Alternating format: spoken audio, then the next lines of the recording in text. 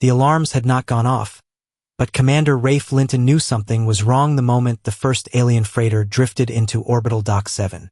It was too quiet. No crew chatter over the public channels, no routine request for cargo scans, no security escort from Concorde patrol craft. Just 3 massive ships sliding into the station's shadow, their hulls dull and unmarked, like they didn't want to be noticed.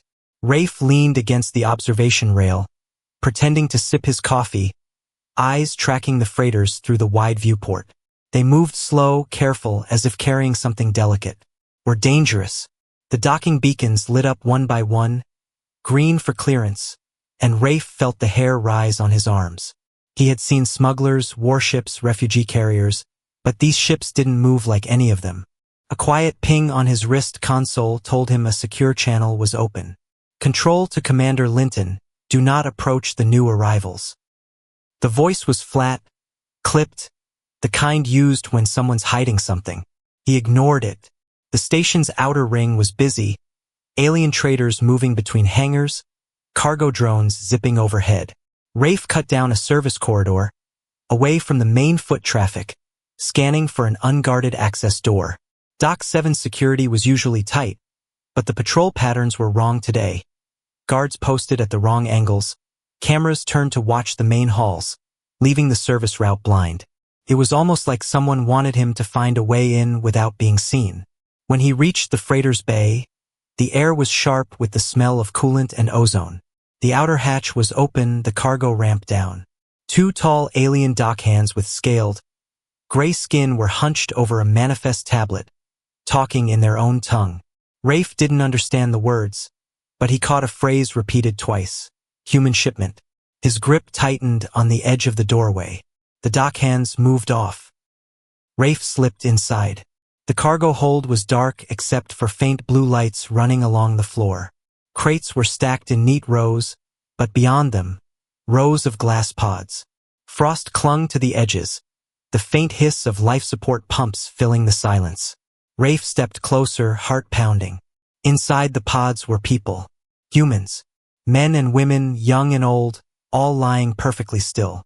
Their faces were pale, eyes closed, a thin mist swirling above each as the cryosystems kept them just above freezing. A glowing panel beside each pod displayed alien ownership codes and something else, numbers, categories, price markers. Rafe's mouth went dry. This wasn't transport. This was inventory. He moved between the pods, scanning the ID tags.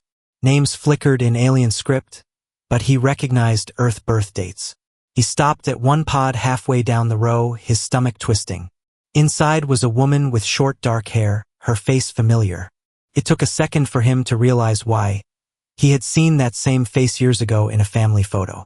It was his sister's friend, one of the first volunteers for the Concorde's cultural outreach program. She had left Earth with promises of adventure, education, and good pay. Now she was lying here cataloged like freight. He pulled out his wrist console, snapping silent images of everything, the pods, the ID codes, the alien freight list. Every second he stayed was a risk. But if this was true, if the Concorde had been hiding this, Earth had no idea what kind of game it was caught in. A faint metallic click echoed from the entrance. Rafe froze. 3 alien soldiers stepped inside, armor glinting in the cold blue light. They weren't dockhands. They carried short plasma rifles and wore the black sigils of the Concorde's internal order. Not station security. Not customs. These were silencers. One of them tapped his wrist device and the cargo bay's outer door sealed shut with a heavy thud. The lead soldier's voice came out in a deep, harsh accent, but the words were translated instantly by the autocom. You are not on the manifest, human. You will come with us. Rafe didn't move. His eyes darted past them to the sealed hatch, to the rows of frozen humans behind him. If they took him now, the truth would never leave this bay. The second soldier raised his weapon. Now! Rafe's hand inched toward the hidden pulse emitter strapped under his jacket. The range was too short to take all 3, but maybe he could drop one, run for the upper maintenance hatch. Then he noticed something. The soldiers weren't looking at him. They were looking past him, toward the pods. The lead one muttered something in his own language. The translator didn't speak this time. Rafe followed their gaze. At the far end of the cargo bay, one of the cryopods was shaking. Frost cracked along the glass. A pale hand pressed against the inside. The soldiers reacted instantly, shouting orders, weapons snapping up toward the pod. Rafe's pulse spiked. Whatever was inside was waking up. And if the Concorde was this scared of it, maybe, just maybe, it was the best distraction he was going to get. He reached for his weapon. The pod glass shattered with a deafening hiss. Something stepped out. The soldiers opened fire. Rafe ran. Rafe didn't look back as he sprinted up the maintenance ladder, the clang of boots below echoing like gunshots. The pulse emitter in his hand was hot from the single blast he'd fired at the nearest soldier, enough to make him stumble, not enough to stop the others. Somewhere below, the thing from the pod was moving fast, and the soldiers' weapons hissed in rapid bursts. The sound was wrong, more frantic than controlled. He hauled himself onto the narrow upper catwalk, metal creaking under his weight. The smell of scorched air rose from the cargo bay below. Through the gaps in the grating, he caught glimpses. A flash of pale skin, claws that looked too human, a blur moving between pods. The soldiers were shouting in panic now. Rafe didn't wait to see who won. He pushed through a hatch into a dim service tunnel, sealing it behind him. His breath was ragged, his hands trembling. His wrist console was still recording the images of the pods and the alien freight list saved and encrypted. That was the only thing keeping him steady. The proof was out. He just needed to get it to someone who could act. He called Admiral Maravey on the secure line. Her voice came through in a whisper, like she'd been waiting. "Tell me you have something worth the risk." "I have more than that," Rafe said, moving deeper into the tunnels. Hundreds of humans in cryopods, ownership codes, pricing data, and Concorde internal order here to cover it up. There was a pause, and he could hear her tapping on her console. "Send it." He routed the files through the encrypted channel. The connection crackled. The station systems were shifting, locks changing, doors sealing. Someone had flagged him in the security net. "I'm not done," Rafe said quickly. "I heard the phrase human shipment more than once. This isn't just one operation. This is a trade route." Mara's tone dropped even lower. "I've had whispers about this for months. Exchange workers going silent. Messages that don't sound like the people who sent them. But nothing concrete. Until now." "Then you know what this means," Rafe said. "They're not just stealing our people. The Concorde's organizing it." The tunnel lights flickered red. He could hear the hum of drones nearby. Concorde security was deploying hunters, small, fast machines designed for pursuit in tight spaces. "You need to disappear," Mara said sharply. "Get off Dock 7. Now." "I'm not leaving without more," Rafe answered. "I saw someone I know in those pods. If they're here, there are more like them. And I'm not coming home empty." He cut the line before she could argue and dropped into another shaft, sliding down 2 levels to the freight intake sector. The air here was thicker, hot from reactor exhaust. Cargo bots moved crates along humming rails, oblivious to the tension. He kept low, weaving between shadows. A sudden clatter made him freeze. 2 Concorde officers were unloading a crate the size of a small room. The seal broke with a hiss, and inside were more cryopods. Dozens of them stacked tight. Through the frost, he could see faces. All human. One of the officers scanned the cargo tag. Destination: Calrith Prime. Labor quota: 74 adults, 20 juveniles. Rafe's jaw clenched. Juveniles. Kids. His cover was already blown, so subtlety was useless now. He pulled a small EMP charge from his belt, armed it, and tossed it toward the officers. The blast was a muffled pop, followed by the spark of systems dying. Lights in the sector flickered. The cargo bots froze mid-track. The officers' comm units went dead. Rafe was already running toward the nearest pod, fingers tracing the release panel. The glass hissed open, and a boy of maybe 12 gasped awake, eyes wild. Rafe held a finger to his lips. "Quiet. I'm getting you out." But the boy's eyes weren't on him. They were fixed over Rafe's shoulder. He turned just as a shadow fell across him. One of the Concorde drones had found him, its sleek body hovering silently, an energy lance unfolding from its frame. Before it could fire, something slammed into it from the side. The pale, half-human creature from the earlier cargo bay ripped the drone in half like it was paper. Its eyes locked on Rafe for one long second. Then it turned and bolted into the shadows, moving with a speed no human could match. Rafe didn't know what it was, but it wasn't an enemy. Not yet. He hauled the boy out, motioning for him to follow. More pods hissed open as emergency power failed. Confusion spread in the bay. People stumbling awake, some crying, some too weak to stand. He didn't have time for them all. Footsteps pounded in the distance. Concorde security was closing in fast. Rafe looked at the boy beside him, at the others leaning on each other for support. There was no going back to normal after this. Somewhere deep inside, he knew Dock 7 wasn't the end of the trail. It was only the first crack in a wall that was about to come crashing down. And when it did, the galaxy would find out what happened when you tried to put chains on humans. They would learn the hard way. The transport ship was nothing more than a rusted cargo hauler with a patched hull. But to Rafe and the survivors from Dock 7, it was freedom. They had slipped away in the chaos, hidden in an automated waste container that was ejected into space and picked up by smugglers loyal to Admiral Mara.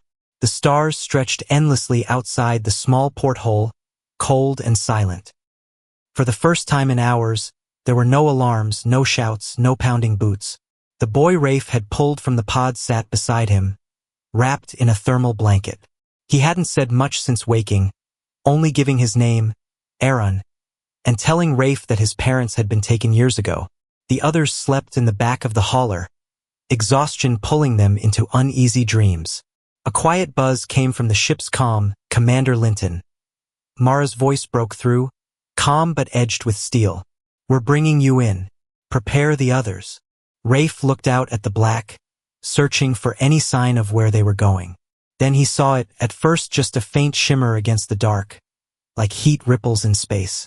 As they drew closer, the shimmer peeled away, revealing the massive shadow of a station hidden behind a cloaking field. No lights marked its surface, only the cold outlines of weapon turrets and docking bays. The hauler slid through an opening that sealed instantly behind them. Gravity returned with a jolt, and the stale cargo bay air was replaced by a crisp, filtered breeze. When the ramp lowered, armed human guards in matte black armor stood waiting. No insignias, no unit numbers, just silent, watchful eyes.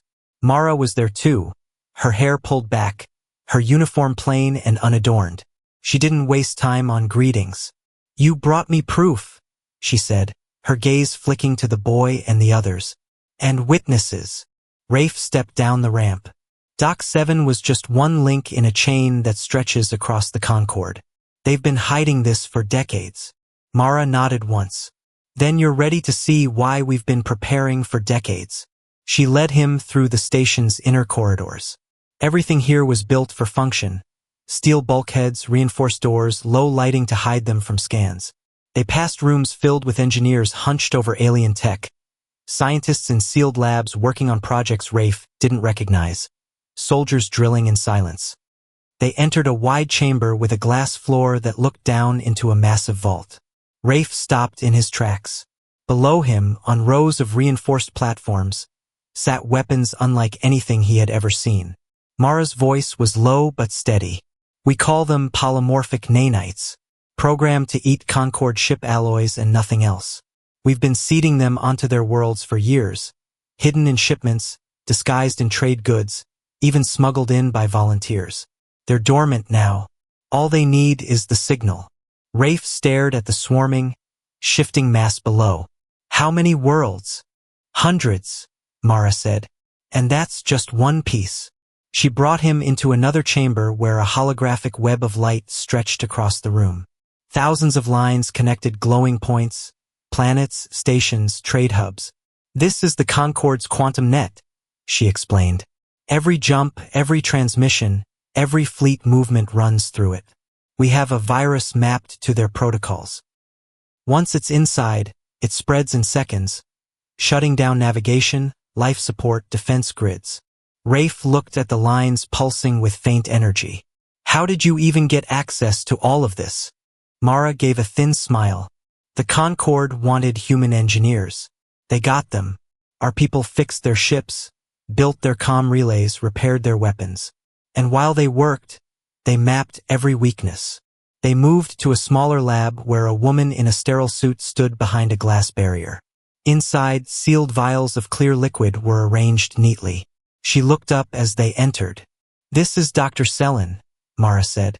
She designs our biological deterrents. Deterrents? Rafe asked, though he already knew. Every major Concorde species has its own immune code, Selin said, her voice muffled through the barrier. We've collected samples for decades, diplomatic visits, cultural exchanges, even their ambassadors on Earth. These pathogens won't harm humans, but once released, they'll burn through a target population in days. Rafe's stomach tightened. You're talking about extinction. Selin met his gaze. Only if they force us. Mara stepped closer to him. You've seen the proof. You know what they're doing to our people. We can't win a conventional war. They have too many ships, too many soldiers. But if we strike here, she gestured to the holographic net, and here, she pointed toward the vault of nanites, their entire structure collapses. Rafe thought of Doc 7, of Aaron's small hand gripping his arm, of the pods stacked like freight. When? That depends on them, Mara said. We'll give them one chance. Return our people, dismantle their slave system, and walk away. If they refuse... She didn't finish the sentence. She didn't have to. An officer approached, saluted, and handed her a data pad. Admiral, we've intercepted a Concorde High Command transmission. They're calling an emergency session on Virith Prime. Agenda: containment of human unrest. Mara turned to Rafe. Looks like we'll get to deliver our message in person. Rafe took a breath. The thought of standing in the Concorde's heart, surrounded by the same leaders who had voted to chain humanity, set his pulse racing. Then let's not waste time. Mara gave a single nod. Prep the delegation, and get our shadow teams in motion. If this goes wrong, I want them ready to burn half the galaxy in a week. The officer hurried off. Rafe stood there, listening to the faint hum of the station, feeling the weight of what was about to begin. This was no longer about exposing a crime. It was about deciding if the galaxy was going to keep its chains, or watch them melt away. Somewhere far out in the dark, the Concorde was gathering its strength. But so was Earth. And for the first time in years, Rafe smiled. If they wanted to see how dangerous humans could be, they were about to find out. The human delegation ship cut through the void like a silent blade. Rafe stood near the forward viewport, watching the swirl of hyperspace. The journey to Virith Prime felt longer than it was, the air heavy with the weight of what they were about to do. Around him, aides and security moved quietly, checking data pads, rehearsing lines, keeping their voices low. No one wanted to break the tension. Admiral Mara stepped up beside him. Remember, she said quietly, we speak calmly. We don't show fear. We give them our terms and nothing more. Rafe nodded, though his mind kept flashing back to Doc 7, to the faces behind the cryoglass. He could still see Aaron gripping his arm, eyes wide. He thought about what the Concorde had done to all of them, the quiet cruelty of chains disguised as opportunity. This wasn't just another diplomatic mission. This was a reckoning. When Virith Prime came into view, it was like a floating jewel in the darkness. Vast city continents lit by gold and silver lines, rings of artificial habitats orbiting like ornaments. The closer they came, the more he saw the endless traffic. Ships from every corner of the Concorde, sleek war cruisers, merchant haulers, shuttle swarms darting like insects. It was meant to impress visitors. It only reminded Rafe how much the Concorde had stolen to build it. Docking clearance came through, the alien voice smooth and polite. United Earth vessel, proceed to Diplomatic Bay 6. Welcome to the heart of the Concorde. The landing bay was a cathedral of metal and glass, banners of alien species hanging in high arcs. As the humans stepped down the ramp, a line of Concorde guards in shimmering armor waited, their eyes cold behind ornate helmets. At their center stood Chancellor Varys, tall and regal, his skin patterned in shimmering bronze scales. He smiled the way a predator smiles at prey it has already caught. "Admiral Vey, Commander Linton," Varys said, his translator flowing in perfect English. "It is remarkable that you accepted our invitation on such short notice." Mara didn't return the smile. "We invited ourselves." The Chancellor's gaze flicked over the rest of the delegation. Then he turned and led them toward the council hall. The streets beyond the docking bay were lined with spires and plazas, but Rafe barely noticed. Every alien face they passed was free, not one human in sight. He knew where they were, below in the hidden parts of the city, cleaning, building, serving. The council hall was an impossible structure, a dome the size of a mountain, its walls alive with shifting light. Inside, tiered rows of alien delegates filled the chamber, their voices a rumble that quieted as the humans entered. The sound of hundreds of alien eyes turning toward them made the hair on Rafe's neck rise. They were led to a raised platform at the center. Mara stepped forward, her voice carrying through the chamber without effort. "We come with proof. We come with names. We come with the truth you've hidden for 50 years. Holoscreens flared to life around the chamber. Images of cryopods, freight logs, chains disguised as jewelry, propaganda messages written by Concord hands. Gasps and murmurs rippled through some sections of the chamber, while others sat stone-faced. "You have enslaved 3 billion of our people," Mara said, her voice like steel. "You promised them opportunity. You gave them collars. You built your cities, your fleets, your comfort on their backs. This ends now." Chancellor Varys' expression didn't change. "Your accusations are dramatic, but irrelevant.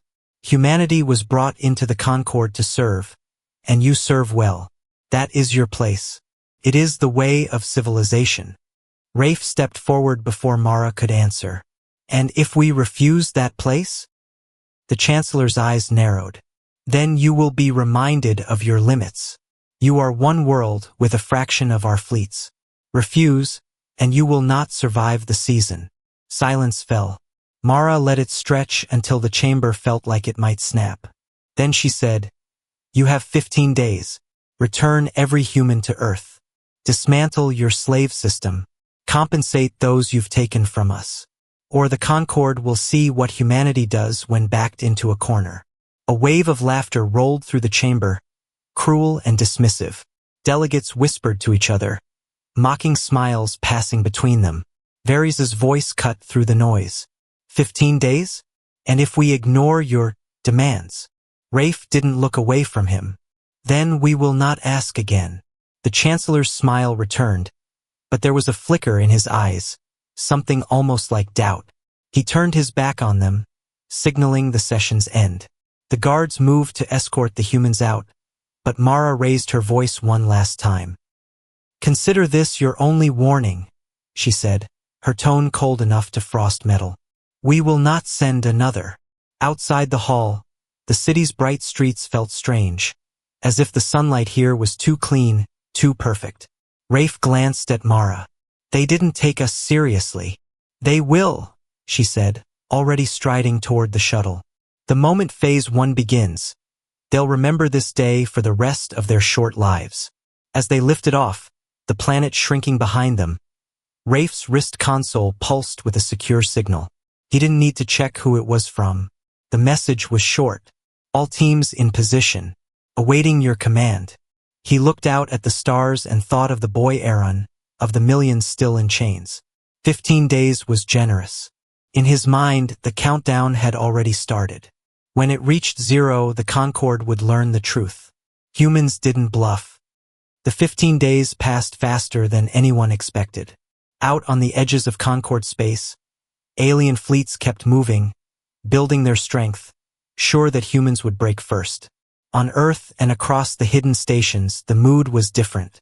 Every hour, more agents reported ready, more hidden weapons were in place. The whole planet was waiting for one signal. Rafe stood in the command chamber of Black Station, eyes fixed on the giant countdown clock on the wall. It read 5 seconds. The hum of the room faded until all he could hear was his own heartbeat. Beside him, Admiral Mara's hands rested on the console, steady and sure. When the last second vanished, she pressed the control. A single encrypted quantum burst shot out into the dark, faster than light, touching every hidden human operative in the Concorde at the same instant. On a mining moon in the Yareth system, a human slave leaned against a drill control panel. The moment his hidden receiver buzzed, he slid a metal key into the override slot. Deep inside the mine, dormant nanites awoke. The drills screamed, the metal walls buckled, and the mine's supports dissolved like sugar in water. On the ocean world of Thales, a young woman mopping the floor of the Naval Command Tower dropped her cleaning unit and tapped a button under the handle. The unit's tiny storage chip unleashed a quantum virus into the building systems.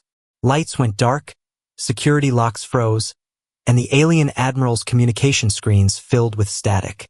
In a Concorde shipyard orbiting Zelra Prime, workers paused as the great hulls of warships began to sag and tear. Nanites, seeded into their structure months ago, were eating the ships from the inside. Sparks lit the dockyards as whole decks collapsed, sending alien crews scrambling for escape. Rafe watched the reports spill in. Dozens of targets hit in the first minutes. Concorde defenses collapsing from within.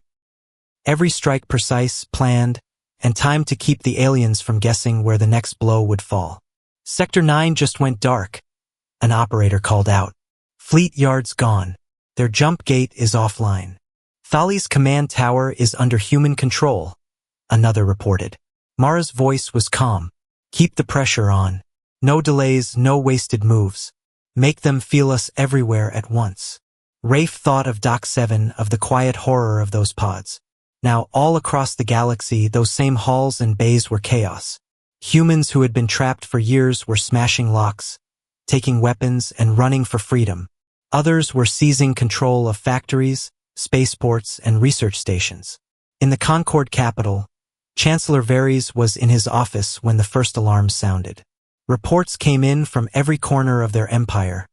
Cities without power, fleets grounded, weapons offline. His aides shouted over each other, trying to make sense of it, but one fact was clear. Humans were behind it all. On Black Station, a red light blinked on Rafe's console. He opened the channel and saw a familiar face. Aaron, the boy he had pulled from the pod. His cheeks were flushed with excitement. Commander, I'm with a group on Calrith Prime. We've taken the slave depot. The guards ran. People are leaving in any ship they can find. Rafe smiled. Good work, Aaron. Stay with your group and keep moving. We're not done yet. Mara leaned over the main display. Phase 2, she said. At her command, a second wave of signals went out, not to the operatives but to the weapons hidden in Concorde systems for years. Nanites already in place began working faster, tearing down shipyards, collapsing orbital platforms. Quantum viruses jumped from system to system, blinding whole sectors. And in the shadows, sealed containers were opened, releasing pathogens into water systems and air recyclers on targeted worlds. Alien leaders panicked. Some called for immediate attacks on Earth. Others screamed for defense of their own homeworlds. The Concorde Council was no longer united. Every species was thinking of its own survival. Rafe saw the change in the reports. They're pulling fleets back from the front, he said. They're scared. Good, Mara replied. Fear slows them down. Fear makes them make mistakes. Out in the dark, Concorde warships that had been sailing toward Earth began turning away, rushing back to protect their crumbling worlds. That was exactly what Mara wanted. The more they scattered, the easier it would be to finish breaking their hold. Rafe leaned against the console, his chest tight with something between relief and anticipation. This was only the beginning, but for the first time, humanity wasn't just surviving, they were winning. And somewhere out there, billions of aliens were realizing their mistake. They had thought humans were weak, easy to control, easy to break. Now they were watching their own empire fall apart, one silent, deadly strike at a time. Mara turned to him. They laughed at us in their council chamber, she said. They won't be laughing much longer. Rafe looked at the map of the galaxy, red dots spreading like fire across Concorde space. "No," he said. "By the time this ends, they won't even remember how to." The first Concorde warships appeared on the edge of the Sol system like shadows slipping out of the dark. At first there were only a few dozen, sleek and sharp, but every hour more jumped in. Hundreds of ships, battlecruisers, carriers, escorts, forming a wall of metal and firepower. They had come for Earth expecting a quick kill. From the command deck of Black Station, Rafe watched the tactical display fill with hostile markers. The enemy formation was tight, confident, just as their doctrine trained them to be. He could almost feel their certainty that humans would fold. Admiral Mara stood with her arms crossed, her voice steady. "They think they're hunting prey," she said. "Let's remind them what we are." Across the system, hidden defenses came alive. The asteroid belt lit up with engine flares as millions of rocks, each loaded with guidance systems and explosive cores, began moving. From above Mars, long-range missile platforms unfolded like blooming flowers. Near Jupiter's moons, railgun arrays rotated toward the incoming ships. Even tiny Pluto's surface split open to reveal concealed launch bays. The Concorde ships advanced without slowing. They didn't fire yet. They wanted to close the distance and overwhelm the defenses in one crushing strike. "Release the belt," Mara ordered. Out in space, the first wave of weaponized asteroids ignited their engines and shot forward. They weren't graceful, but they didn't need to be. Traveling at incredible speeds, each one hit with the force of a city-destroying bomb. The Concorde fleet opened fire. Bright lances of energy tore through the void, smashing some of the incoming rocks, but there were too many. Dozens slammed into their front line. Shields shattered, armor buckled. Ships exploded into brilliant clouds of debris. On the command deck, the room shook as weapons fired in coordinated volleys. "2 carriers down," an operator called out. 5 escorts disabled. "They're trying to pull back their damaged ships." "Don't let them," Mara said. Railguns on the moon's hidden platforms began firing. Each shot a metal slug moving faster than thought. The slugs punched straight through Concorde hulls, leaving glowing holes that vented atmosphere and fire. Missile swarms streaked from launch bays, weaving through counterfire to detonate inside enemy formations. The Concorde commander tried to adapt, ordering ships to spread out, but it only made them easier to target. Smaller human attack craft darted from behind planetary shadows, striking at exposed engines before vanishing into cover. Rafe's eyes stayed on one cluster of enemy ships, their command group. "They're holding the center," he said. "If we break that, the rest will scatter." Mara nodded once. "Do it." A coded pulse went out to a stealth team waiting near Neptune. From the shadow of its largest moon, a small human corvette detached and slipped forward. It was covered in stolen Concorde tech, its profile almost invisible to sensors. It crept into the enemy's blind spot, locked onto the flagship's shield generator, and fired a single precision torpedo. The flagship's shields collapsed in a shimmer of light. Seconds later, 3 railgun rounds from the moon struck its side, ripping it open from bow to stern. The explosion was so bright Rafe had to look away. Enemy formations wavered. Without their main command ship, coordination broke down. Some tried to retreat, others charged recklessly, straight into prepared kill zones. Reports flooded in from the outer defenses. "We're holding. Losses are minimal." But there was no time to celebrate. A second Concorde wave was jumping in, over 1,000 ships larger than the first. Mara's expression didn't change. "Good. Let them come closer." As the reinforcements closed the gap, the outer planet's defense fields went offline. To the Concorde, it looked like a weakness, a breach in the human lines. They surged forward, desperate to finish the fight. That was when the trap closed. Dozens of dormant asteroid clusters, hidden among normal debris, came alive at once. Engines flared, and the rocks accelerated inward from every direction. At the same time, a massive pulse from Earth's hidden transmitters triggered sabotage programs inside Concorde ships. Programs planted months earlier by human agents serving on those very vessels. Engines died mid-maneuver, weapon systems shut down, and power grids overloaded.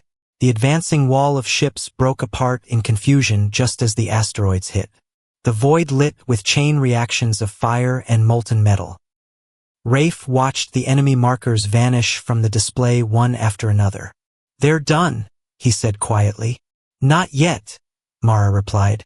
"We push them until they run, and make sure they never come back." The moon's railguns and Earth's orbital platforms kept firing until the last Concorde vessel fled the system. The battle had lasted hours, but the message was clear. Earth wasn't prey. Earth was a fortress. Rafe looked out at the stars beyond the viewport. Somewhere out there, Concorde leaders were watching their fleets vanish and wondering how everything had gone so wrong. They wouldn't have to wonder for long. Phase 3 was already in motion, and it wouldn't stop at Earth's borders. The war had just come to their doorstep. The debris from the battle still drifted across the Sol system when the order came to move. Earth's fleets, small but sharpened like knives, broke formation and slipped into the dark. They didn't wait for the Concorde to recover. This time, humanity was taking the fight straight to their worlds. Rafe stood on the bridge of the stealth carrier Resolute, its hull wrapped in adaptive plating that made it vanish against the void. Dozens of other human ships moved with them, each carrying strike teams, engineers, and weapons that had been hidden for decades. They were heading toward the heart of Concorde space, not to hold territory, but to cut out the Empire's spine.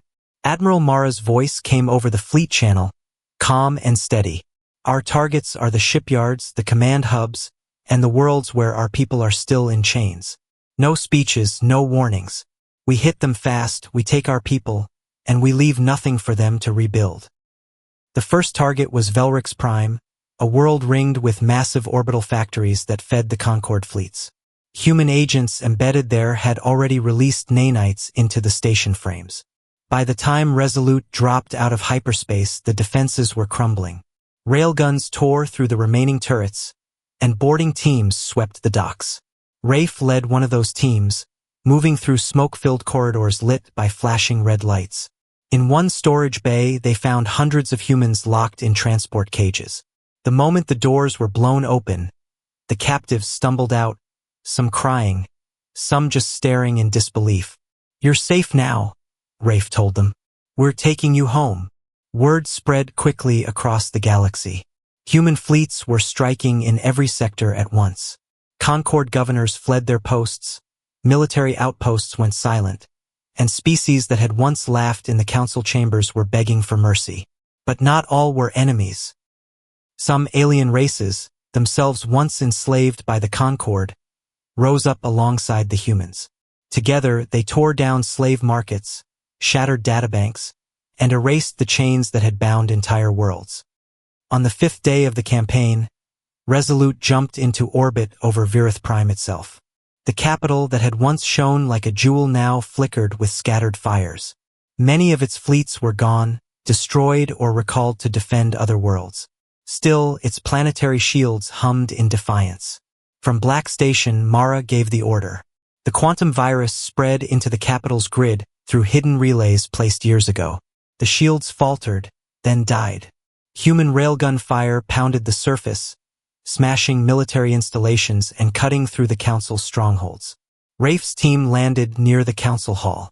The Grand Dome, where alien leaders had once laughed at human demands, was cracked and smoking. They fought their way inside, weapons hot, clearing the corridors room by room until they reached the council chamber itself. Chancellor Varys was there, standing in the center, his fine robes torn, his bronze-scaled face still holding a trace of arrogance. "You could have taken a place in the order," he said bitterly. "You could have been great servants." Rafe stepped closer, eyes locked on him. "We don't serve." Varys tried to speak again, but it didn't matter. Two Marines stepped forward and dragged him away. His fate would be decided later. By nightfall, Virith Prime's control was gone. The Concorde's central government had fallen. What remained of their fleets was scattered, leaderless, and afraid. The war was over, though pockets of resistance still burned. A week later, Mara stood in the ruins of the council chamber, now stripped of its banners and gold. Around her were not just humans, but representatives of dozens of freed species. The Concord is dead, she told them, but slavery must die with it. From this day on, any who try to bring it back will face what they faced. Her words were carried across the galaxy by a new network, built not for control but for warning. No chains, no masters, no more. Rafe watched from the side, the weight of months of fighting finally settling on him. He thought of Aaron, now reunited with other freed children on Earth. He thought of the faces they had left behind, those they had saved, and those they couldn't. Freedom had cost blood, too much, but it had been worth it. As the meeting broke up, Mara stepped over to him. "It's done," she said. "For now," he answered. She smiled faintly. "For now is good enough. We'll be ready for what comes next." Outside, the stars stretched endlessly, no longer just symbols of distant power, but open roads for the free. Humanity had been underestimated, chained, and pushed to the edge. But when the moment came, they hadn't just broken their own bonds. They had shattered the empire that forged them. The galaxy would remember, and if anyone forgot, humans would be there to remind them. This time, forever.